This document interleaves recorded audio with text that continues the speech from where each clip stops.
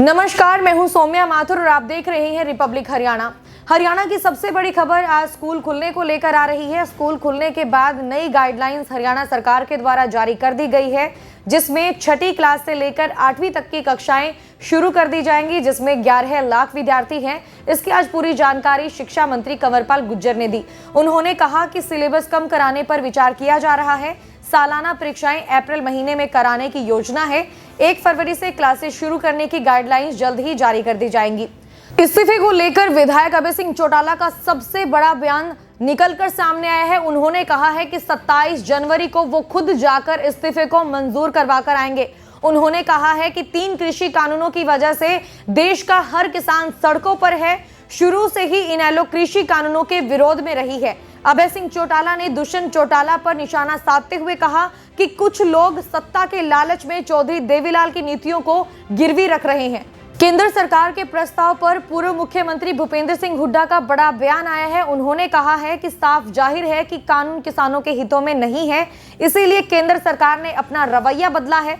किसानों की मांग बिल्कुल जायज है। कानून को 1.5 साल तक स्थगित करने का प्रस्ताव दिया गया है। प्रदेश में स्कूल खोलने को लेकर भूपेंद्र सिंह हुड्डा ने यह भी कहा कि जैसे ही एडवाइजरी आए वैसे ही स्कूल खुले। छोटे बच्चों से लेकर ज्यादा प्रिकॉशन लेने की जरूरत है। सरकार ध्यान से बच्चों के भविष्य को देखते हुए फैसला ले।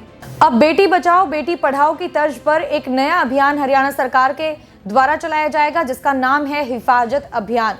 यह अभियान उन 10 जिलों में सबसे पहले चलाया जाएगा जिन पर बच्चों पर अत्याचार करने के सबसे ज्यादा मामले दर्ज हैं। उसके बाद यह अन्य जिलों में चलाया जाएगा। इस अभियान का उद्देश्य नाबालिग बच्चों को यौन शोषण से बचाना है। राज्य बाल संरक्षण आयोग की चेयरपर्सन ज्योति बेंदा ने बताया कि इस अभियान के तहत हर गांव, हर कस्बे और हर शहर में छोटे छोटे कार्यक्रम होंगे, जिसमें नुक्कड़ नाटक, ऑडियो व वीडियो कहानियों के माध्यम से बच्चों से लेकर बुजुर्गों तक संदेश दिया जाएगा। अब सबसे बड़ी खबर आ रही है कैथल जिले से। कैथल जिले के आसपास के गांव की छात्राएं बसों के अभाव के कारण परेशान आ चुकी हैं। छात्राओं ने आक्रोश जताते हुए कहा है कि आखिर वो कब तक ऐसे ही पैदल चलकर सड़कों की लंबाई को मापती रहेंगी। इसीलिए उन्होंने हरियाणा सरकार से यह गुहार लगाई है कि जल्द ही विद्या वाहिनी बस सुविधा शुरू की जाए। एक वीडियो कई दिनों से जोरों शोरों से सोशल मीडिया पर वायरल हो रही है, जिसमें साफ तौर पर देखा जा सकता है कि एक पुजारी एक मंदबुद्धि व्यक्ति के साथ अश्लील हरकतें करता हुआ नजर आ रहा है। यह वीडियो हिसार के बड़ छप्पर गांव की बताई जा रही है, जिसमें बड़ छप्पर गांव के लोग उस पुजारी को रंगे हाथ पकड़ लेते हैं, जिसमें खुद मंदबुद्धि व्यक्ति यह भी बताता है कि पुजारी उसके साथ अश्लील हरकतें करता था। कृषि कानूनों के विरोध के चलते किसानों का आंदोलन कई दिनों से जारी है, जिस पर गुरनाम सिंह चढ़ूनी का अब तक का सबसे बड़ा बयान यही आया है कि 26 जनवरी को किसानों की तरफ से परेड एवं प्रदर्शन किया जाएगा। यह प्रदर्शन दिल्ली के रिंग रोड पर किया जाएगा। सरकार को चुनौती देते हुए गुरनाम सिंह चढ़ूनी ने कहा है कि यदि शराफत से दिल्ली पुलिस उन्हें रास्ता दे दे तो ठीक है, नहीं तो किसान बैरिकेड्स तोड़कर परेड व अपने प्रदर्शन को जारी रखेंगे।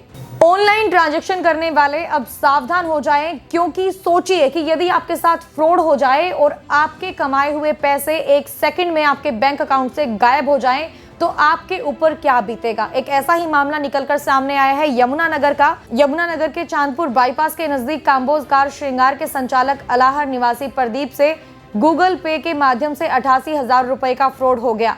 आरोप है कि एक अज्ञात व्यक्ति ने खुद को फोन पर आर्मी का बताकर कार की सीट कवर लगवाने के लिए 4700 रुपए की ई पेमेंट की बात कहकर पहले गूगल पे पर 5,000 रुपए डाले।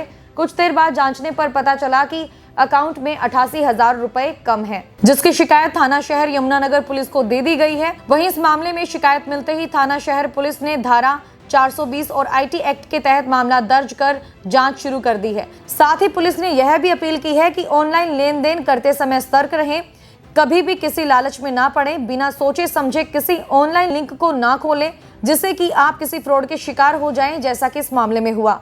किसान आंदोलन कई दिनों से जारी है, जिसकी वजह से कई संस्थाएं, कई लोग निकलकर ऐसे सामने आ रहे हैं जो किसान आंदोलन का खुलकर समर्थन कर रहे हैं।